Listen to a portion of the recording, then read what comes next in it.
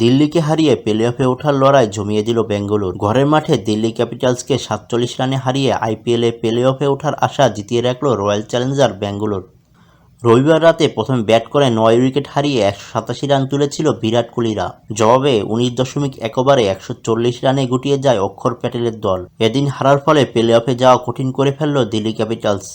চিম্বাস্বামী স্টেডিয়ামে এদিন টসে জিতে বেঙ্গালুরুকে প্রথমে ব্যাট করতে পাঠান দিল্লির অধিনায়ক অক্ষর প্যাটেল। শুরু থেকেই আগ্রাসী ছিলেন বিরাট কোহলি। তৃতীয় ওভারে বেঙ্গালুরু অধিনায়ক ফ্যাফ ডু প্লেসিকে ফিরিয়ে প্রথম ধাক্কা দেন মুকেশ কুমার। ১৩ বলে ২৭ রান করে ফেরেন বিরাট কোহলি। এরপরে তৃতীয় উইকেটে জারদ পাতিদার এবং উইল জ্যাক্স জুটি বেঁধে প্রতিরোধ গড়ে তোলেন। দলকে ১৭ রানের পন্ডি পার করিয়ে দেন। পাতিদারকে ৫২ রানে ফিরিয়ে জুটি ভাঙেন রশিক সালাম। খানিক বাদে ফেরেন জ্যাক্স, তিনি করেন ৪১ রান। ৫ নম্বরে নামা ক্যামেরন গ্রিন সতীর্থ মহিপাল লোমরুরকে নিয়ে বুক চিতিয়ে লড়াই করেন। ১৮তম ওভারে বল করতে এসে বেঙ্গালুরু শিবিরে জোড়া আঘাত হানেন খলিল আহমেদ। পরপর ফিরিয়ে দেন লোমেরুর এবং দীনেশ কার্তিককে। শেষের দিকে তাসের ঘরের মতো হুড়মুড়িয়ে ভেঙে পড়ে বেঙ্গালুরুর ব্যাটিং অর্ডার। ১৩ রানের মধ্যেই সাজঘরে ফিরে যান ৫ ব্যাটার। নির্ধারিত ২০ ওভারে ৯ উইকেট হারিয়ে ১৮৭ রান তোলেন ডুপ্লেসিরা।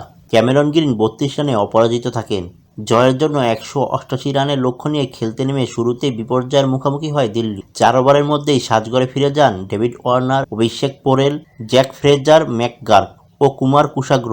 রীতিমতো থমথম হয়ে যায় দিল্লি শিবির। পঞ্চম উইকেটে শাই হোপ ও অধিনায়ক অক্ষর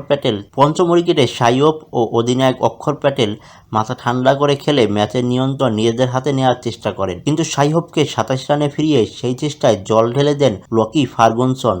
একাকুম্ভ হয়ে দলের দুর্গ আগলানোর চেষ্টা করেছিলেন দিল্লির অধিনায়ক অক্ষর প্যাটেল, কিন্তু উল্টো দিকে কোনো সতীর্থদের সাহায্য পাননি তিনি। দিল্লি অধিনায়ক অক্ষর প্যাটেলকে ৫৭ রানে ফিরিয়ে বেঙ্গালুরুর জয় নিশ্চিত করেন জস দয়াল।